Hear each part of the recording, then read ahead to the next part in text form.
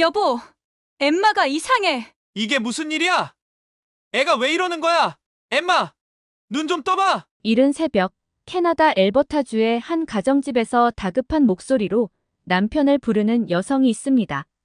남편은 허둥지둥 일어나 아이 방으로 달려가더니 구급대를 부릅니다.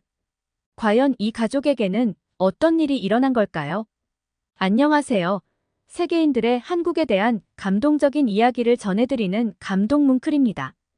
저희 채널은 해외 커뮤니티 레딧과 신청자의 실제 사연을 제보받아 실화를 바탕으로 영상을 제작하고 있습니다. 구독과 좋아요, 공유 알림 설정은 영상 제작에 큰 힘이 됩니다. 여러분들은 진돗개에 대해서 어떻게 생각하시나요? 진돗개는 우리나라의 전통적인 개 종류 중 하나로 그 매력은 끊임없이 이어져 왔습니다. 또한 오랜 역사와 함께 존재한 종류이기도 합니다. 집을 지키고 사냥도 도와주며 믿음직스러운 동반자로서 사랑을 받았습니다. 또 용감하고 충성스럽고 근성과 지능을 겸비한 훌륭한 개로 알려졌습니다. 그러나 최근에는 도시화와 함께 산책이나 놀이를 위해 집안에서 키우기 어렵다는 인식이 강조되는 경향이 있습니다. 그래서 도시 생활에 적합한 작은 크기의 해외종 강아지를 선호하고 있습니다. 이러한 환경 변화로 인해 진돗개가 조금 소외되고 있다고 느끼는 사람들도 있을 것입니다. 오늘 소개해드릴 사연은 캐나다 알버타주에서 한국의 진돗개를 입양한 후 정말 기적 같은 일들을 겪은 켈리 가족의 사연인데요. 한국의 진돗개가 가진 고유의 매력과 가치를 다시 한번 깊이 생각해 보셨으면 합니다. 그럼 오늘의 사연 시작합니다. 안녕하세요. 저는 캐나다 알버타주에 살고 있는 켈리라고 합니다. 4살 딸 엠마와 2살 아들 윌리엄을 키우고 있어요. 마이클과 저는 결혼한 지 얼마 되지 않아 아이를 가질 계획을 세우고 있었어요. 마이클은 어릴 적부터 강아지를 키우며 특별한 애착이 있었지만 저는 강아지를 키운 적이 없으며 예전에 한번 큰 개에게 물려서 강아지에 대한 두려움을 가지고 있었습니다. 저는 어렸을 적 기억과 강아지에 대한 부정적인 감정을 이유로 마이클의 강아지 입양 요청을 항상 거절해왔습니다. 그리고 둘째를 낳은 후에는 제 건강도 안 좋아지고 집안 형편을 고려하여 강아지를 키우는 것이 어려워졌다고 생각해서 더더욱 강아지를 입양하는 것은 생각하지도 않았어요. 마이클은 처음에는 크게 실망했지만 저와 오랜 대화 후에 가족의 안전과 제 건강을 우선으로 생각하여 제 의견을 존중해 주었어요. 마이클은 회사 업무로 출장이 잦았고 집을 자주 비워야 했기 때문에 강아지를 키우는 것이 무리일 수 있다는 점을 인정하기도 했고요. 마이클이 출장을 가게 되어 혼자 육아하며 지쳐 있을 때마다 그는 함께 가족 여행을 떠나거나 주말에는 공원에서 산책을 즐기는 등 저를 도와주려고 했고 아이들과도 행복한 시간을 보내려고 노력했어요. 이렇게 함께 보내는 시간은 우리 가족의 유대감을 더욱 깊게 만들어갔습니다. 하지만 가끔씩 마이클은 강아지 입양에 대해 이야기를 하곤 했고 저 또한 그의 이야기를 들어주면서 그의 마음을 풀어주었습니다. 이렇게 서로의 의견을 이해하고 존중하면서 대화를 하며 서로의 의견 차이를 좁혀갔습니다. 강아지를 키우지는 못했지만 우리는 서로에 대한 사랑과 이해를 더욱 깊게 실어나가며 하루하루를 보냈습니다. 그는 언젠가는 출장이 줄어들고 지금 상황이 바뀌면 강아지를 키워보자며 가끔 저에게 농담조로 말하긴 했어요. 저는 상황만 된다면 긍정적으로 생각해보겠다고 얘기했죠. 남편은 워낙 사교성이 좋은 성격이라 우리는 자주 같은 동네에 사는 직장 동료 부부를 초대해 집에서 저녁 식사를 하기도 했어요. 그날도 동료 부부와 함께 저녁 식사를 하고 있었죠. 식사 중 동료가 강아지를 입양하게 되었다는 소식을 전했습니다. 마이클은 진심으로 부러워하고 기뻐하며 어떻게 강아지를 입양하게 되었는지 물었습니다. 하지만 저는 큰 관심이 없어서 식사에 집중했습니다. 동료는 한국에서 유기견을 입양하게 되었다고 말했습니다. 지인을 통해 알게 됐고 안락사 직전에 다행히 입양을 진행했다고 했습니다. 부부는 입양을 신청한 후 매일 기대와 설렘으로 기다렸다고 했습니다. 그리고 드디어 캐나다행 비행기에 강아지 이동 봉사가 결정되어 다음 주에 도착할 예정이라고 하더라고요. 부부는 강아지가 집으로 오면 우리 가족을 초대하겠다고 했어요. 마이클의 얼굴에서 기대감과 설레는 마음이 느껴졌습니다. 부부가 돌아간 후로 마이클은 강아지를 만날 수 있는 그날이 빨리 오길 기다렸다고 말했습니다. 첫째 딸도 덩달아 강아지를 볼 수 있다며 흥분한 마이클과 딸을 보면서 저는 걱정이 되었습니다. 부부가 입양한 강아지를 보고 와서 다시 우리도 강아지를 키우자는 말을 하진 않을까 불안해졌습니다. 며칠이 지난 후 동료 부부가 늦은 저녁에 우리 집에 찾아왔습니다. 우리 동네에 살던 그 부부는 평소에도 종종 지나가는 길에 아이들에게 간식을 사주고 가곤 했는데요. 그날도 그 부부는 아이들을 위해 간식을 사와서 집으로 놀러 왔습니다. 특히 엠마가 가장 좋아하는 버터 타트가 가득 들어있는 상자를 보며 엠마는 흥분한 소리를 질렀습니다. 버터 타트는 부드러운 카라멜과 피칸이 들어있는 작은 파이로 달콤하고 부드러워서 엠마와 윌리엄이 가장 좋아하는 간식이었습니다. 그런데 간식과 함께 맥주를 마시려고 준비하던 찰나에 부부가 오늘은 그런 이유로 방문한 것이 아니라고 말했습니다. 어렵게 입을 열어 부부는 한국에서 입양해올 강아지를 몇 달 동안만 맡아줄 수 있느냐고 부탁하셨습니다. 저는 머리로는 안 된다고 생각했지만 부부의 근심한 표정을 보며 바로 거절할 수 없었습니다. 부부의 이야기를 들어보니 어젯밤에 부부의 고향에 계신 어머님께서 산에 가셨다가 사고를 당하셨다는 소식이었습니다. 상태가 위중하다고 연락이 왔으며 지금은 중환자실에 계시고 간병인이 필요하지 않지만 며칠 후에는 일반 병실로 옮기게 될 것 같아서 부부가 급하게 고향으로 가야 한다고 설명했습니다. 그런데 내일 입양하기로 한 강아지가 입국을 하게 돼서 고민 중이라고 했습니다. 마이클과 딸은 저를 간절하게 쳐다보며 아예 키우는 것도 아니고 부부가 돌아올 때까지만 맡아주는 것이니 괜찮지 않아? 라며 저를 설득했습니다. 저는 강아지를 원하지 않았지만 어려움에 빠진 이웃을 못 본 채 할 수는 없었습니다. 부부에게 강아지는 걱정하지 말고 어머님의 건강을 챙기라며 위로하자. 부부는 드디어 처음으로 웃음을 보이며 고맙다고 인사했습니다. 다음날 이른 아침 부부는 강아지를 위해 준비해두었다는 집, 사료, 장난감을 포함한 강아지 용품들을 우리 집에 전달하고 고향으로 떠났습니다.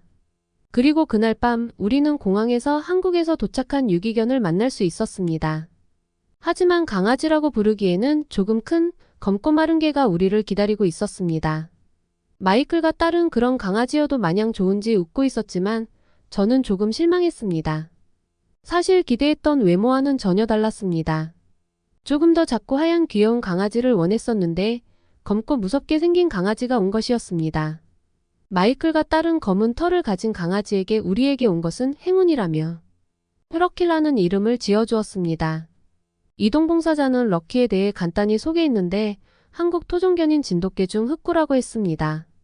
하지만 저는 그날 밤 진돗개에 대해 찾아보고 공부를 하면서 럭키에게 또 실망하고 말았습니다. 흰색이나 황색 털을 가진 진돗개도 있었는데 럭키는 새까만 털을 가지고 있었고 영상 속 진돗개처럼 늠름해 보이지도 않았습니다. 럭키는 꼬리를 말고 집 구석에 숨어 있었고 사료나 간식을 주어도 눈치를 보며 피하려고만 했습니다. 그래도 우리 집에 온 식구이니 저도 정을 주기 위해 노력했고 마이클이나 아이들은 말할 것도 없었습니다. 이름을 수십 번을 부르고 눈을 마주쳐도 럭키는 우리 주변만 맴돌 뿐 다가오지 않았습니다. 아이들은 피하기만 하는 럭키를 보며 친해지고 싶다고 울고 럭키는 우리 눈만 마주치면 도망가고 정신이 없었습니다. 제가 생각하는 강아지는 애교도 많고 옆에서 위로도 해주는 모습이었는데 럭키는 정반대여서 점점 어려워졌습니다. 그렇게 서로 어색한 거리를 두고 지내던 어느 날 아이들을 재우고 침대에 누웠습니다. 그날은 유독 피곤해서 우리는 모두 깊게 잠에 빠져들었습니다. 그런데 새벽 4시쯤 평소에는 침대에 올라오지 않던 럭키가 갑자기 침대로 올라왔습니다. 저는 잠을 방해한 럭키에게 짜증이 났고 마이클은 단호하게 럭키에게 내려가라고 이야기했습니다. 하지만 럭키는 계속해서 침대로 아이 방으로 방문 앞으로 달려가는 행동을 반복했습니다. 그 순간 이상한 기분이 들었습니다. 마치 럭키가 빨리 나를 따라오라고 하는 것 같았거든요. 우리 부부는 약속이라도 한 것처럼 일어나서 럭키를 따라갔습니다. 럭키는 우리 부부가 따라 나오는 것을 보고 첫째 딸 방문 앞으로 가서 문을 긁었습니다. 우리 부부는 방문을 열고 놀랐습니다. 딸아이가 경련을 일으키고 있었거든요. 겁에 질려 소리를 지르는 저를 마이클이 달래며 구급대에 신고를 하고 우리 가족은 바로 병원으로 향했습니다. 병원에서 검사를 받고 딸이 고열로 인한 열성 경련을 했다고 했어요. 그 전날부터 열이 오르는 게 심상치 않아서 해열제를 먹이고는 있었거든요.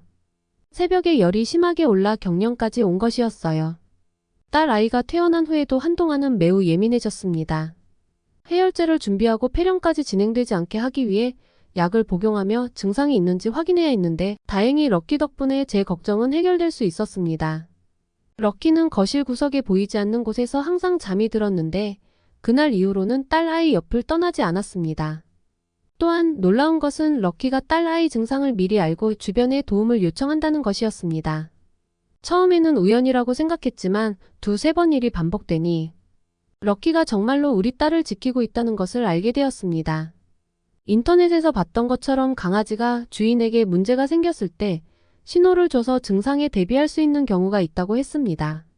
저는 럭키의 영특함에 놀라웠습니다. 이전에 본 진돗개 영상에서 충성심이나 영리함이 우수한 견종이라고 소개를 받았는데 럭키도 그런 진돗개의 피를 받아 정말로 똑똑하고 사랑스러운 강아지였던 거예요.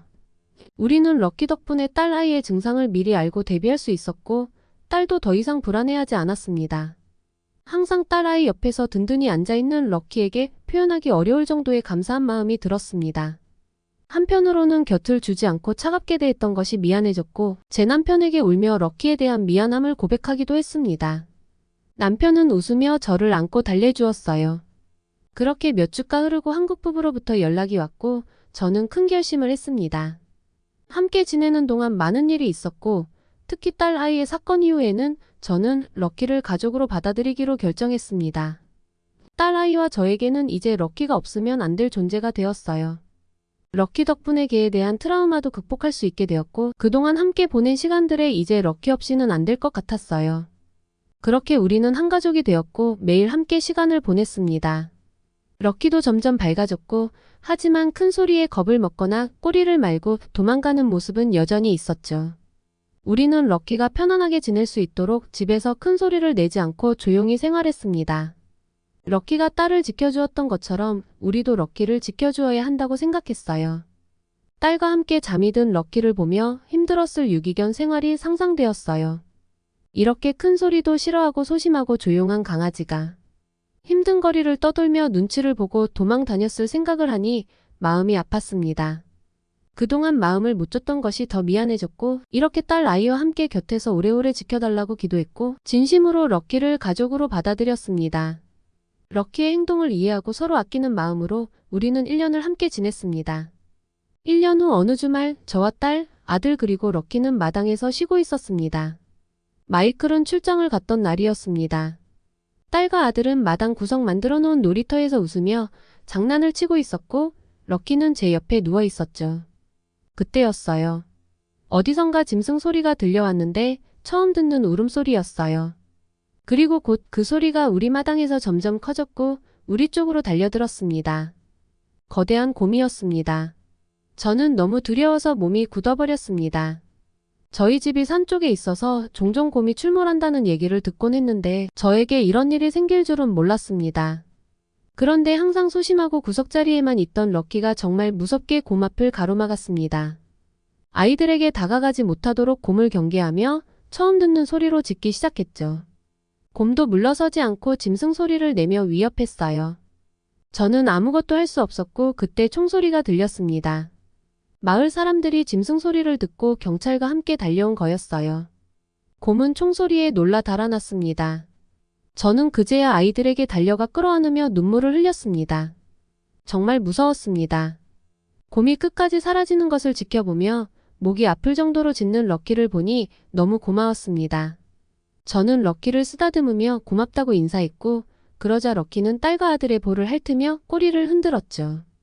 그렇게 우리 가족의 영웅이 된 럭키와 함께 이제는 우리 가족에게 없어서는 안 될 소중한 존재가 되었어요.